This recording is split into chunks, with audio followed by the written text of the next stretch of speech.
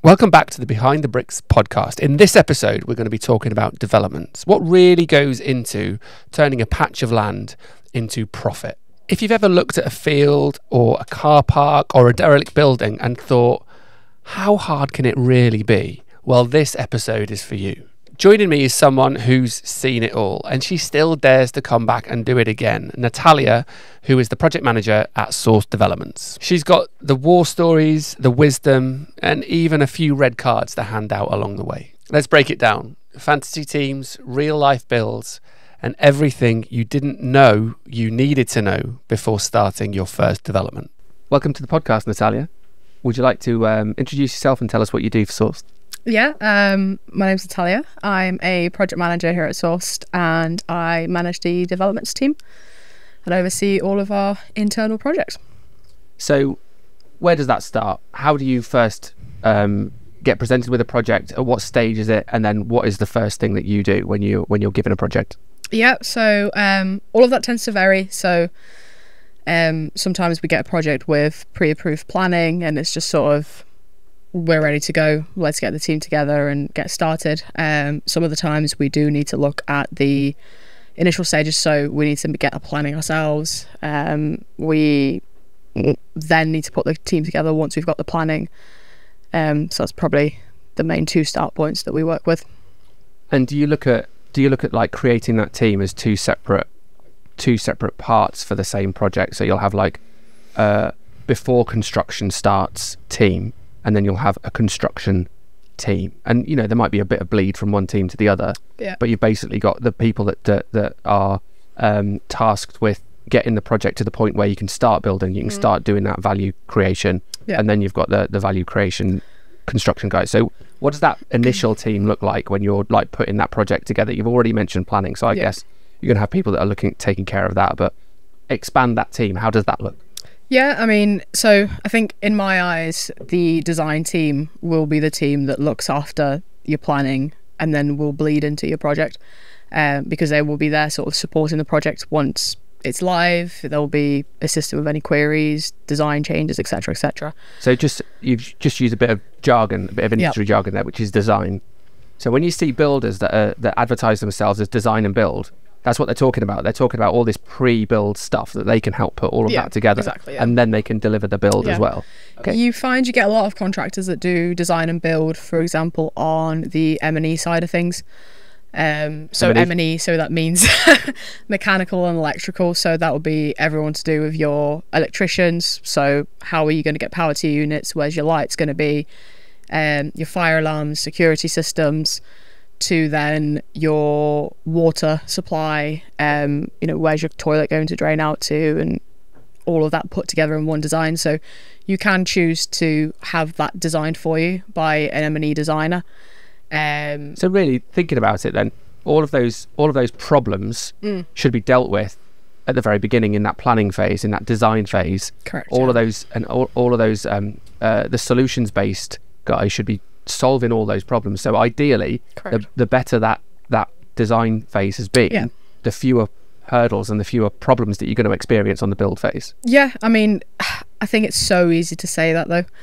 It's so easy to say, get all of your designs in place at once, and then once you've got all your designs, you know what you're working with on paper, then you're ready to go and everything will run so smoothly. But there are so many things that just can't be accounted for when it comes to construction. So for example, you can have a M&E designer design vents because they look at a building, the architect looks at the building facade and they say, outside of this window will be the perfect area for us to core out some holes to get your vents out of. But then you get to the actual building site and then there's things like random steels that no one accounted for, crazy thick concrete that it's just impossible to core through, or there's lintels that can't be drilled through because there's windows, but then most of your facade is covered in windows, so how are we going to get these out through the building? Because we need to, but we can't, and the drawings tell us one thing, but once we actually get on site, it's very different. And I feel like... So all those excuses that we've heard from builders over the past 4 years... Yeah, exactly. Actually legitimate. It's valid, it's fair enough. You know, sometimes they do like to colour the truth a little bit and pull your leg a little bit. So you do have to be careful with that and sort of know where the limits are and how actually impossible a task is when they tell you that it is impossible. But there's always workarounds, but that's just me saying that actually you can design everything and plan everything and have everything so tight that you think, oh, nothing's ever going to go wrong, this is going to be the perfect project, but you land on site and the reality is completely different. So let's look at that design. We'll break this into two different teams then, the design team and the build team. Yep. So go through the design team. Who have you got in the design team? You're tasked with a project. Who's the first person that you're going to add to your team? So for me, it's always the architect. Ultimately, they will complete all the designs. They will provide all the drawing packages. If you need planning, they'll do all the pre-planning things. They'll alter things throughout the construction phase. So the architect, they're a great addition to the team. They'll help you from the start of the project to the end of the project. They'll take on the principal designer role, which for those who don't know, there we go. Yep. It's a legal requirement, and it sort of complies with your CDM regulations, which are like your health and safety on the project. And this was a big point of contention a few years back because it was a brand new role that was introduced. Architects didn't necessarily want to take on that role, but I think with how we work specifically, I'm not saying that's how everyone's going to work, but we do like the architect to assume that role, because in essence what it means is when they take on the principal designer role at the start of the project, they try to mitigate as many risk factors with their design from the very start. That's sensible. So that could include like plant rooms that are impossible to access. Their job is to design that plant room in a way that is easy to access in the future throughout the construction and it's safe. So again, your architect's your go-to person when it comes to that. So just give us unpack that a little bit. Give us an idea as to what that principal designer role involves. You said health and safety, but yes, no, that's pretty much it. So your principal designer role complies with CDM regulations. So does that mean that the architect's going to be on site making sure that everyone's wearing high vis and wearing hard So stuff? It's the health and safety regulations of the design. Right. So you can have. So I've given the plant room example. You've got a plant room on your site. There's 2 or 3 possible locations. One of them's like crazy high up, limited access. But then there's other possible locations they can put it into. So their job is to make sure that the plant room is in the place that's the safest, most accessible, not just during the build, but then also when the building is live and operational for like future maintenance and things like that. So that principal designer role, who monitors that? Is that actively monitored, or is that the kind of thing where it'll be assessed and what work has gone into that principal designer role and the risk mitigation? Only if there's a problem on site, only if you've had an accident on site. HSE overlook the CDM, so the construction design management regulations. So then if there is a problem, obviously that's when they get involved. But another great person that I would involve possibly from the design stage, definitely during construction stage, is a health and safety coordinator. So that's the person that will go through your entire project, go through your risk factors, go through what you're doing on site, what what's going off, what's happening off site, and they'll make sure that you are compliant with everything that you are doing. So if there are any areas that you're slipping on, then they're there to sort of hold you accountable and make sure that you're doing everything you need to be doing in terms of health and safety, so that if HSC do ever get involved, if they come to site, if they question anything, that health and safety coordinator or manager or whatever their role title is will be there to be held sort of accountable for what's happening. So these are the first 2 members of your team. Yep. Not full-time roles. So you're still the only full-time person, and you're using these guys as consultants. Correct. Yeah. Who else are you adding to your design team? So depending on whether we have planning or we don't have planning, say let's assume we don't have planning, because that takes us throughout the whole life cycle of a project, I'd involve a planning consultant. Your planning consultant will be the person, essentially the bridge between you, the client, or the project manager, or the construction team, the architect, and the local authorities. So they'll be there to essentially, in the simplest way possible, help you get planning. And presumably advise you on planning as well. Correct, because they're well versed with that local knowledge. Yeah, correct. I mean, sometimes you'll approach a planning coordinator before you've purchased a property or a piece of land or something, just to say, this is what I'm hoping to do with this. How likely am I to get planning? Because sometimes, you know, you might look at something and think, oh, you know, easy enough, I'll be able to, you know, get all the docs that I need in place to obviously proceed. But, you know, a planning coordinator will be the person who ultimately has all of the insight of the local area and be able to say how likely it is that you will actually be able to receive this within viable timelines as well. Because sometimes they'll be able to say, so, you know, if you're looking at ridiculous lead times right now, I'm not entirely sure whether or not we'll be able to push this through with the requirements that you're looking at. Is it viable for you? And I guess with like cost mitigation, you're trying not to involve too many people before you know that you've got the permission to build whatever it is you want to build. Let's presume now that you have got the permission to build whatever it is you want to build. Are you adding anybody else to the design team, or you've got your plan, the architects there, you can now just get on with it? Yep. So it depends on the building. It depends on what you are doing. Sometimes you need to get a structural engineer involved. Sometimes if you're doing, say, for example, an office conversion, you don't need to get a structural engineer involved, you know, ASAP. It's not the first person you're going to be getting on your team.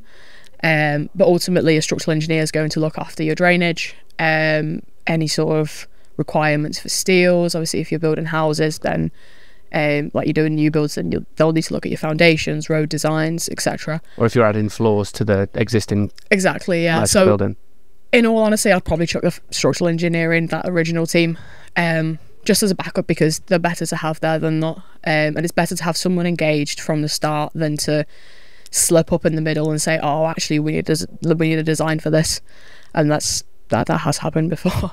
Anybody else? So I would say an M&E designer, with a question mark.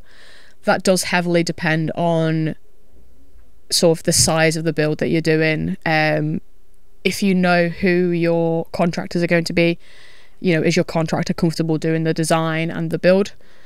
If they're not, then an M&E designer will be useful, because they'll know the regs, they'll know what's compliant, they'll be able to help you, you know, advise you on the SAPs, make sure that what you are building is within regs. And SAPs is the next person, or the next sort of branch of people that we're looking at. So we'll need an energy assessor.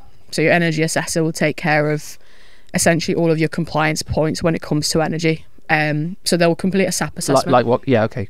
So they'll complete a SAP assessment, which is essentially an energy assessment on your property, and your SAP assessments eventually help you get your EPCs, which are your energy performance certificates of your sort of unit, your apartment, whatever, and they're a necessity for us to make any sales, let out properties, etc. So your SAP assessor will ask you a few simple questions, really. It's the build-up or the makeup of the building. So it will be things like wall thickness, wall build-up, roof build-up, you know, the age. If you're doing a new build, obviously this is quite simple, and it's all the information that your architect will send. If you're doing a conversion, these are the things that you need to know yourself so that you can accurately, you know, pass them on to the relevant people. Then it will be, you know, what sort of heating are you going to have in the building? Are we doing, what utilities are coming in? Is it gas? Is it electric? You'll have things like, are we using a boiler, a cylinder, you know, air source heat pumps? And all of that essentially comes into one assessment. They complete this, and then at the end of this, they spit out a figure saying, well, actually, you are going to be SAP compliant based on everything that you've provided us, or you're not. And we've had it in the past where obviously as a builder you're trying to make sure that your project is viable when it comes to your budget. So is their role then to look at the plan that the architects put together and then come up with all of those calculations, or to give a guide, or do they actually actively get involved and say, well, if you change this and you did this, then not necessarily, no, you're going to get a higher rating? They're very much an assessor. So right, you come to them and you tell them what you are planning on putting in, and at that point they might say you are not compliant because, and then they'll tell you, you know, sometimes we'll see, oh, you won't be compliant because you are trying to put an electric boiler in place rather than a air source heat pump or a cylinder. And then that's when you know that, oh, actually, so for us to pass SAPs and for it to be the most cost efficient, can we go down this avenue? And then then they'll run the numbers again and say, yeah, that's fine. So one question, the person that you mentioned before SAPs was the M&E designer. Yes. Why do you need another designer involved in this team when you've already got an architect? So your architect won't look at your electrics. They won't look at your lighting and all those things that I said the M&E designers do, because that's just not within their remit. It's not within their skill expertise, and a lot of the time it involves loads, electrical calculations, drainage as well. They won't know anything about the specs, because your M&E design will essentially spec a model of a cylinder for you to use, because it's then compliant with what else you're putting into that unit. Is that everyone now? Quite a big team, isn't it? It is a big team, yeah. But like I said, M&E designer is a question mark, because sometimes you will have builders who will be willing to do that, and we have had it in the past where we did not involve M&E designers. And a lot of the time, the bigger your team is, the more people you are waiting on. And we find that time and time again. It's okay, unless if you're proceeding with an M&E designer, you're paying them to do a job, but you're going to have to wait till they produce those designs and you know what you're working with for you to even quote for the works, because you're not going to have a team of electrical and mechanical engineers waiting on site and saying, well, I don't know what I'm quoting for. Like, they won't quote you for works that they don't know what they're doing in the first place. I've heard of somebody whose job title was a pre-contracts manager. Yep. Previously. Do they fit into this team? Yeah, so sort of, I guess. So let's assume we've now got planning. So we've built this team and we now have planning. You've got full permission to do whatever you need to do. Yeah, right? let's just assume that. So then your pre-contracts manager or pre-construction manager will essentially manage this design team, and they would have been managing them sort of through planning and whatnot. And then they will start filtering into construction slightly by possibly gathering your quotes, putting together the construction team, and then at that point sort of handed it over into construction. Okay, so by getting quotes, do you mean like the architect put in that you're going to have a kitchen in each flat? Let's say you're doing a commercial conversion. Yeah. You're going to have a kitchen.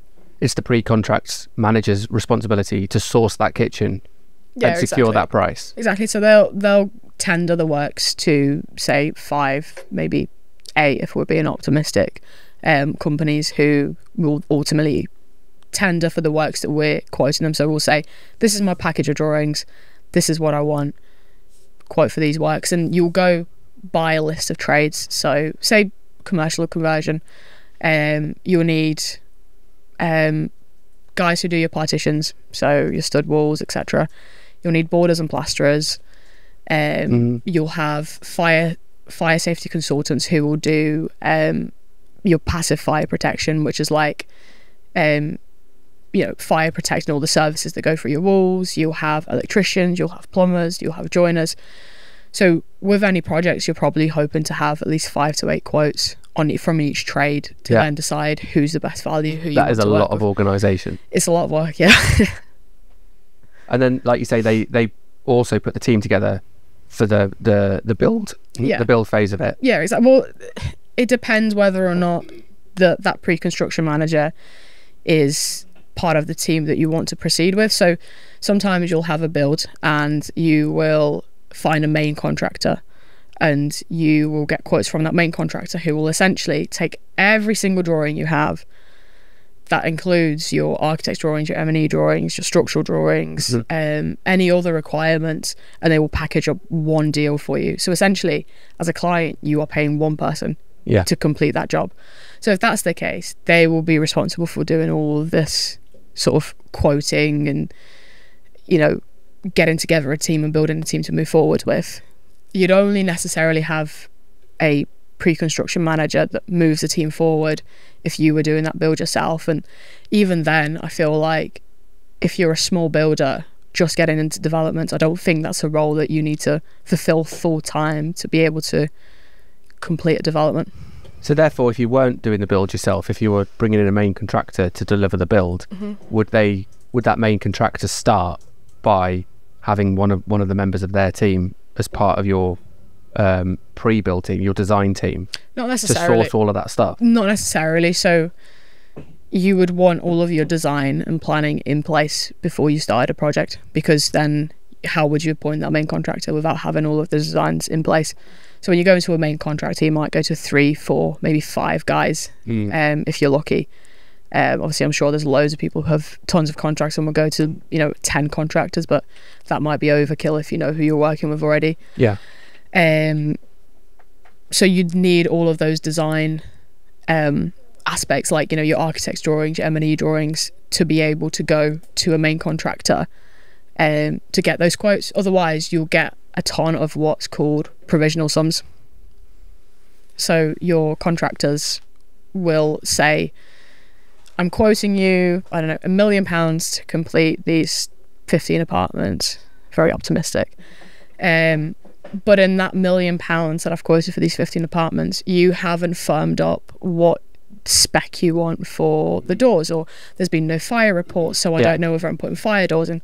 So what I'm quoting now is a provisional sum, and these provisional sums then come to bite you throughout the projects, because they'll say, well, we now need fire doors and we only quoted you to complete, which isn't included in the quote. So now your provisional sum and what you thought was a nice £1 million deal to convert these 15 flats starts growing.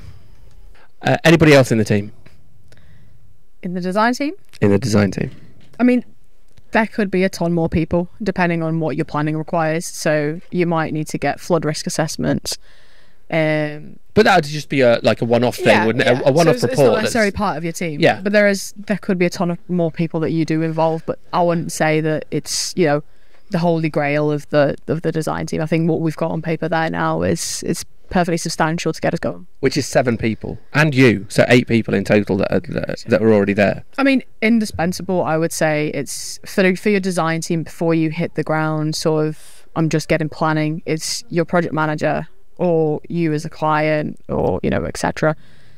Your architect and a planning consultant.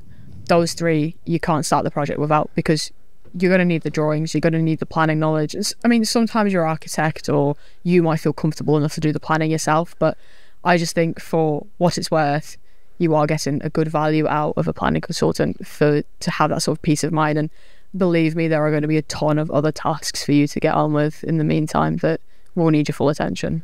And so those people that have got more recognisable job titles, like a quantity surveyor or a project manager, we haven't mentioned any of them.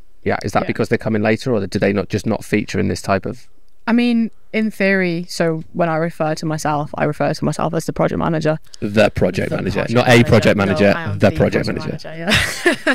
I'm like the godfather of the project management. Which is why you wear black today. That's it, yeah. And I understand that this is going to be a really hard question to answer, so I'm expecting the answer for this to come in percentages. Okay. Cost, like if you look at the overall build cost or the overall cost for the property, what are we expecting to spend on this team before you've even put a shovel in the ground? I mean, it's so difficult, because what I've found recently, maybe not even recently, but for a good while, is what architects do is they'll charge you for a planning application fee. So this is what they do during the planning stage, and then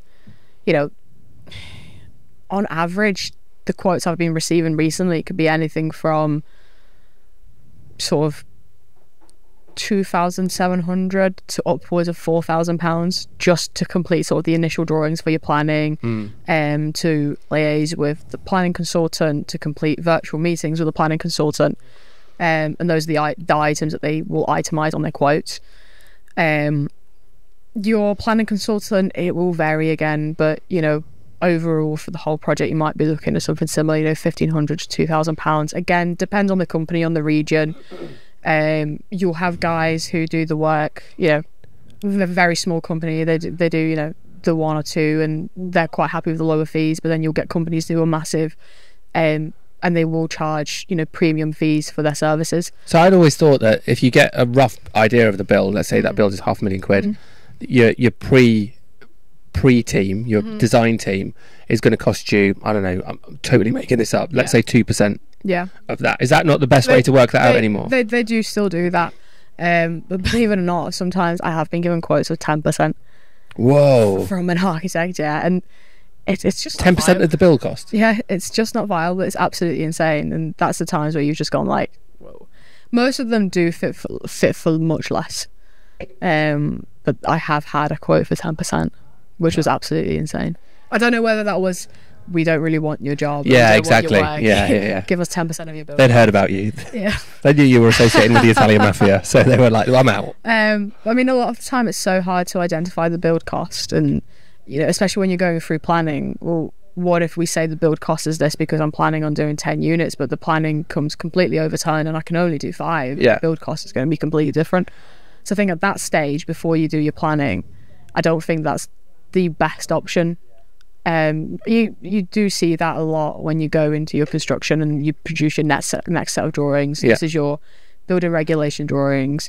They're a lot more detailed, a lot more precise. Your construction drawings, there's a lot more that goes into this stage, so that's when you do see a lot more quotes that say, I want a percentage of your build. Right.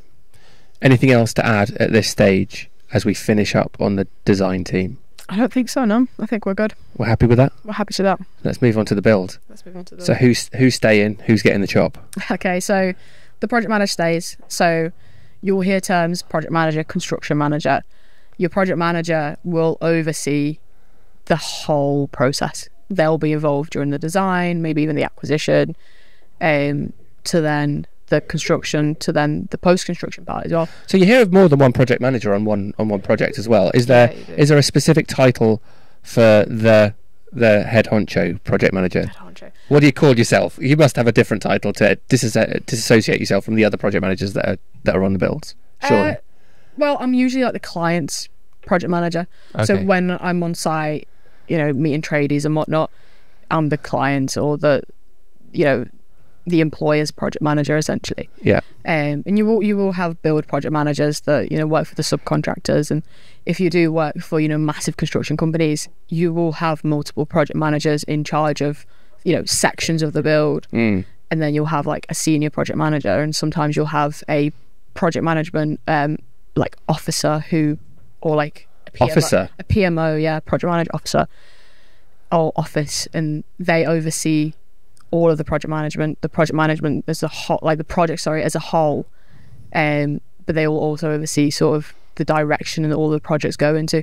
I wouldn't say that's maybe necessarily too effective and applicable to construction projects, but you do get that a lot as well. Okay, so the project manager stays. Yes. Architect stays. Correct. Anybody else? Your planning consultant, maybe. You might have some. Why? You might have some discharge conditions. For example, you'll need to discharge pre-construction or pre-commencement conditions on your planning application. So if that is the case, and you can see that your planning approval is a lot more complicated than what you're used to, they might not be a bad person to have in the background, and most of the time they'll charge you for hourly rates. So let's maintain them in the background. They'll come in when you need them. They won't be involved day to day, but they'll be there when they're needed. And why does the architect stay? Is it because they assume the principal designer role? Correct, but also, so your architect has designed plans for your planning approvals. Those plans are brief, pretty basic. They'll include, your basic measurements, calculations and whatnots, but when it comes to the next stage, they'll do another set of drawings, which will be a very detailed version of what's going to happen on site. These will be then sent to your building control officer, and building control officers will assess these drawings based on your approved documents, your building regulations, and make sure that everything that you're proposing and you are building is building control approved. And then you'll then have another issue of drawings, which will be your construction drawings, and then your construction drawings will be everything that your contractors are working to. Who else is part of the team? So at that point, depending on the complexity of the project, you have a structural engineer. They'll be designing your drainage, any sort of still designing your drainage. Well, that's when they would be issuing the sort of construction drawings of your drainage. Right. Okay. Anybody else? Again, obviously, depending on the complexity and which route you take, you might have an M&E designer. Again, you'll have someone will assume the role of the main contractor, whether that's yourself or whether you are going to outsource that to another company. Just briefly, I know this is complex, but briefly describe the difference in those two things. Okay, If you so were assuming the main contractor role yourself. if you are assuming the main contractor role, in essence, you are responsible for managing all the other trades that come in together. So it's, I guess, a fancy way of saying you are going to be the project manager, the construction manager, because you have to manage all the labourers, all the subcontractors, materials, all of the things that fit into your prelims, like, you know, skips, site welfare, etc. Managing the site, appointing site managers. So the actual trades, you're managing the actual trades and their welfare on your site. You're managing the actual construction. Yeah. Whereas if you have a main contractor, you outsource everything to do with the construction, and you say to a main contractor, you are taking charge of this job. I am here to essentially pay you for the works that you complete. I will oversee that the works are heading in the right direction, because what you don't want to do is say, here's a project, I'll see you in 12 months when this is due to be complete. You will need to oversee that, because they'll want payments from you. You'll want to make sure that they are on track, and you're kind of also overseeing the project then from the background. Because as you hinted at earlier, regardless of how thorough your initial planning phase is, or your design phase is, you're always going to have problems to solve and decisions to make through the build process. So you want to be there regularly. Exactly, 100%. And I think the thing with a main contractor, a lot of the time they deal and manage a lot of the on-site issues that arise on a daily. But if you're assuming the role of the main contractor, often all of these issues and queries will come to you. So you always have to be ready to problem solve and to make decisions, because that's ultimately going to be your responsibility and no one else's. So how frequently should you be on site? Which example are we using? Are we going for the main contractor, or are we the main contractor, or do we have... Yeah, no, you're not the main contractor. You've got you've delegated that responsibility to somebody else, but like you say, you're still going to need to be on site. So exactly. if you're not the main contractor, how frequently should you be on site? In all honesty, I think it depends on the project and how comfortable you are with the person completing the works. We've had builders that we've been comfortable with doing sort of monthly valuations, and we've been happy receiving, you know, online updates on the project, and every time we've arrived we've seen that project move forward.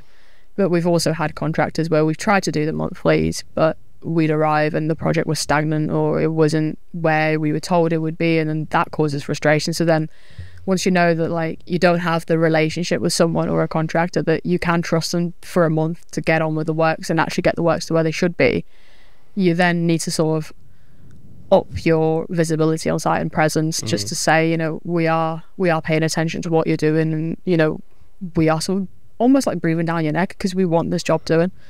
But ultimately it's a case of you want to get paid for the works that you're doing, so from a main contractor perspective, they want to be doing the work as well.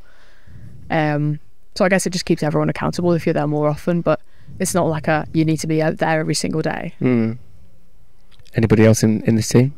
I mean, the main contractor's going to take care of a lot of stuff, like you say, plumbers, chippies, exactly, plasterers. That's all coming under that banner, right? Exactly. I mean, if you don't appoint a main contractor, you might need a construction manager, a site manager, maybe a contracts manager.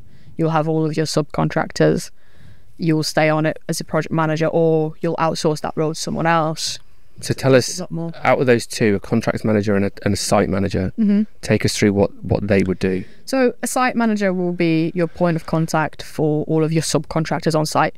They will be the person that's ultimately making decisions day in, day out. So you know how I said, if you have a main contractor, that decision, the problem solving is mostly off your mind. They deal with that for you. It's mostly the site manager who will see the day-to-day problems, and they will make decisions. So say, for example, all of your drawings say we are coring out the building in this exact location, but they come to it and all of a sudden you've got crazy thick concrete, or you're meeting with steels.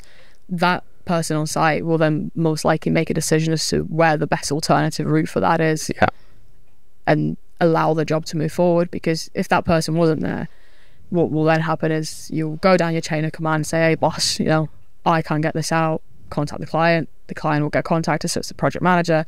The project manager's like, well, I don't know, you know, how am I supposed to know where that is if I'm, you know, miles away? For example, I'm not on site, I can't see what's happening. So then they're like, oh, I'll come down to site. You're talking a day or two. Sometimes, you know, they'll be flexible enough to say, send me a photo and I'll make a decision. But let's be realistic. If, you know, if you're putting a lot of work to something, you make sure that it's done right. So you want to be there in person to make that decision. So it all costs time at the end of the day if you don't have these people appointed and in your corner doing these projects with you. Anybody else in the team? No, I think out of who I've named, those are probably your main sort of titles that will be knocking around. I'm sure there's, you know, hundreds of others that we could name and add, and, you know, fancy job roles that will mostly perform very similar roles. But I think if we're starting at the basics and we're just doing the bare minimum, this is where we're starting. And then you would also have other people coming into the project. Correct. That you need to have coming into the project, like building regs. Yes. or building control officers.